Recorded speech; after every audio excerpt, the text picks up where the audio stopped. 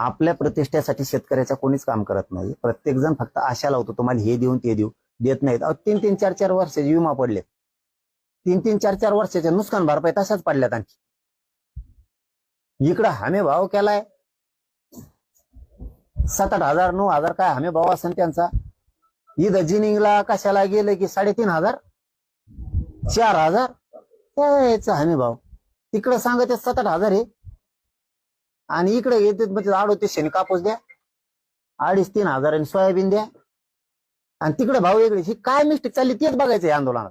दुधाला कसा भाव वाढत नाही, कांद्याला कसे वाढत नाहीत, फळबागाला कसे वाढत नाहीत, भाजीपाल्याचे भाव कसे वाढत नाहीत, आमचे कसं काय वाढत नाहीत, मालाचे भाव कसं काय वाढत नाही. माल म्हणजे सगळे आले शेती माल, हे कसं काय वाढत नाही हे बघायचं आम्हाला. कर्जमुक्ती कसं काय होत नाही भाऊ ह्या बारीनं बघायचे. कोण करीत नाही. आणि तेव्हा महाराष्ट्रातल्या शेतकऱ्यांची कर्जमाफी न करता आमच्या छाताडावर